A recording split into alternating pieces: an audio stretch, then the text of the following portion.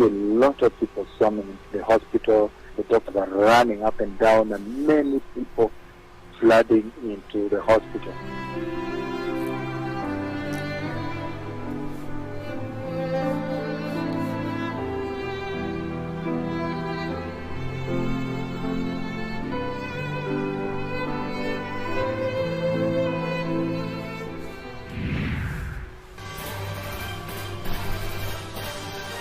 This is CBS 4 News.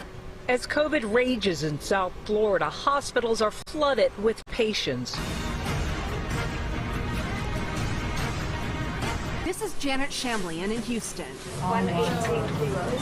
where hospitals are buckling under a flood of new coronavirus cases.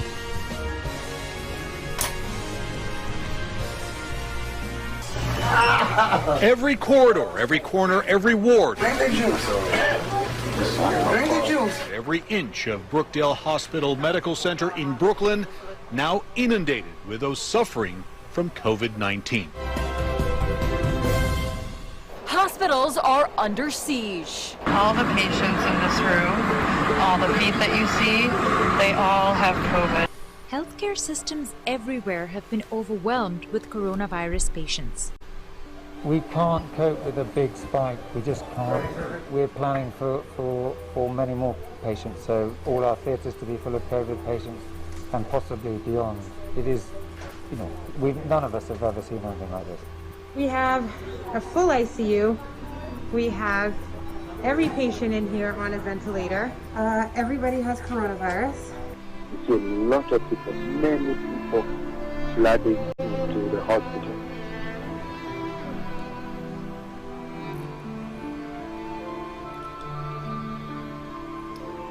You see a lot of people, many people flooding into the hospital. As COVID rages in South Florida, hospitals are flooded with patients. The hospitals are full and the truly sick keep on arriving. The only sound is the urgent movement of the medical teams and the machines keeping the patients alive. Healthcare systems everywhere have been overwhelmed with coronavirus patients. City officials have called for a 2-week stay-at-home order as coronavirus cases continue to overwhelm hospitals there. Our hospitals are overwhelmed. We have 7 hospitals that are at maximum capacity right now. Hospitals in Florida are overwhelmed with coronavirus patients. Intensive care units at more than 40 hospitals are at full capacity. We had our 24-bed COVID floor. It was going to be all we needed. And then this came, and then we had to open up a 2nd floor and the 3rd floor, and now we're into a 4th and 5th floor, and we don't see it getting any better. Drive-through testing centers in Florida have also been overwhelmed. There are reports that some have had to turn people away. When there are heavy wait times, we tell people, make sure you have a full tank of gas, make sure you have working air conditioning in your car, and also your windows have to fully open and close to be tested at these sites. The surge in cases is flooding hospitals in hotspots like Phoenix. We're at over 100% capacity, if that's possible. But every place there's a potential bed, we have a person. This is the scene outside my job right now. This was the Lower East Side of Manhattan on Monday. A nurse from NYU Langone Hospital sent us this video. He told us there were 9 ambulances, all backed up, trying to get patients into the emergency room entrance.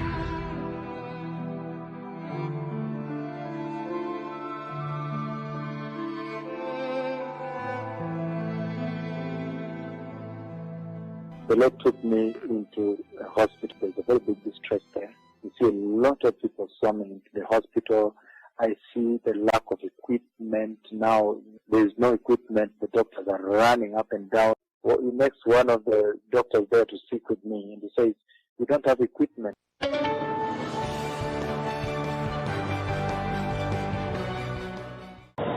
Where are the ventilators?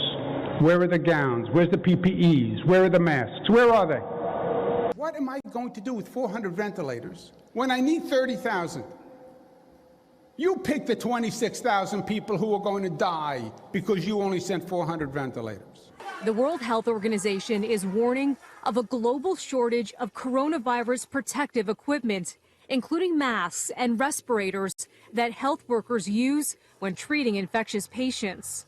In California, there's a dwindling supply of protective equipment. They're not protecting us. They're not saving our lives. This California nurse says she's wearing donated gear and has to wipe down her gown between patients. 6 of the nation's largest medical distributors warned raw material for PPE is now in a really bad position worldwide. Material for gowns is unavailable at any price, and continuing to supply protective equipment is not sustainable. Supply shortages in Sacramento forced 5 COVID testing sites to close. World powers that are armed for the globe's biggest wars are now fighting for basic protective gear. France is reported to have seized masks meant to be shipped to Spain and Italy. And the U.S. is accused of diverting gear intended for the German police. An estimated 3.5 billion masks are needed by the American healthcare system to fight this outbreak, and there are not enough. And frontline workers risk being infected as doctors and patients are asked to reuse what they have. Now, due to sudden jumps in numbers, states are facing an impending shortage of intensive care unit hospital beds. Healthcare workers around the world are asking for help. They're in desperate need of more PPE, also known as personal protective equipment. Stocks of the critical gear are disappearing during the coronavirus pandemic. Doctors say they are rationing gloves, reusing masks, and raiding hardware stores. Long lines for life's most vital element. Oxygen is in short supply for COVID-19 patients who are struggling to breathe. Tonight, Arizona is down to the lowest number of available ICU beds since the crisis began. And in California, where infections are surging, medical workers are sounding the alarm about a shortage of protective equipment. Today has been one of the worst days by far. All of our beds are full. There are 12 patients waiting for admission to ICU, which we have no beds, so that means we're pending transfer. We have to look for beds in another hospital.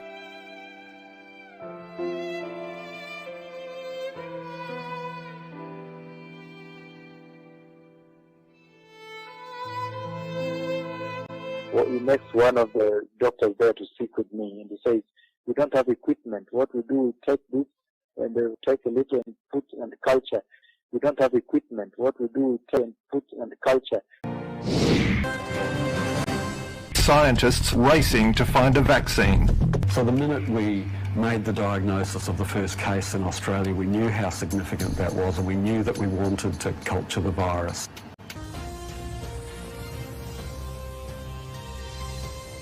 So what we're looking at are cells which have been grown in culture. Biology will attempt to grow novel coronavirus in human cell lines, which will potential drugs and vaccines against COVID-19.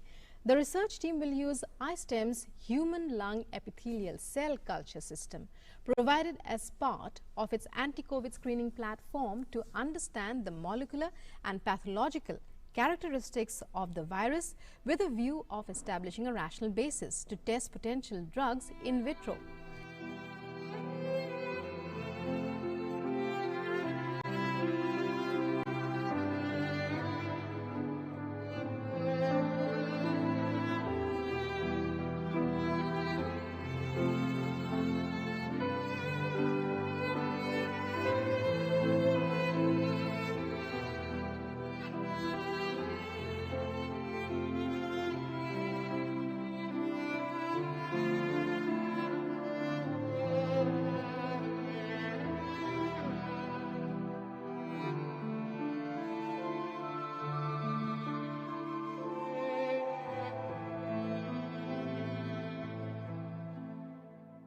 There's going to be a big distress that is going to come, a big disease. Distress of disease is coming. That distress will be like none other, a distress that has not been seen. This kind of distress, like God has shown me just a few minutes ago, will develop on this earth, will throb on this planet Earth. Breaking news tonight, staggering numbers out of Florida. More than 15,000 COVID cases confirmed in just one day. Thousands more than New York at its peak. Hospitals there overwhelmed. This is truly an unprecedented situation. This virus doesn't discriminate. It attacks everyone. British Prime Minister Boris Johnson announced this morning that he has tested positive for the coronavirus. Brazilian President Jair Bolsonaro says he has tested positive for coronavirus. Prince Charles has tested positive for coronavirus. Bolivia's interim president Janine Áñez has also tested positive for the novel coronavirus. Russia's Prime Minister Mikhail Mishustin has been tested positive for the deadly disease. New York City's police department, the largest in the country, is being ravaged by the coronavirus. More than 900 NYPD employees, including more than 800 police officers, have now tested positive. The FDNY says more than 260 of its members are currently infected. I have never seen anything like this before in my career or in my lifetime, to be honest. Lillian Bonsignor is the chief of EMS operations for the FDNY. It's gotten to the point that the FDNY is telling people this. If you are not seriously sick, if you are not having a true emergency, stay home. Save 911 for those true emergencies. When it comes to the NYPD, more than 800 police officers are infected with the virus. And 50 crew members aboard France's flagship aircraft carrier have tested positive for the coronavirus. This morning, the nightmare at sea turning into a protest on the open ocean. The U.S. Coast Guard says at least 54,000 crew members remain aboard 85 ships in U.S. waters, but it's reported more than 100,000 crew members around the globe have been given no firm details on when they can disembark. An extraordinary scene today as American sailors were rescued off their own ship.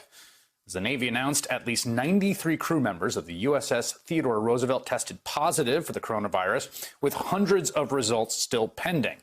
The Secretary of the Navy said about a quarter of the 4,000 crew members have been tested so far. The number of cases of coronavirus among the some 4,000 on board the USS Theodore Roosevelt had steadily grown over several days. The cramped, dense living conditions, a perfect viral incubator. And that led to this impassioned plea from the aircraft carrier's captain on Monday. We are not at war. Sailors do not need to die. If we do not act now, we are failing to properly take care of our most trusted asset, our sailors.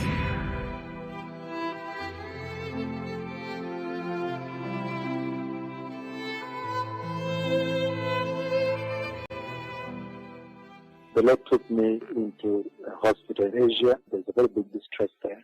The Lord took me to Asia, and I see a lot of people rushing into the hospital, being rushed. So there's going to be a big disease. The stress of disease is coming. There will be a disease emergency. To Asia will develop on this earth, will throb on this planet Earth.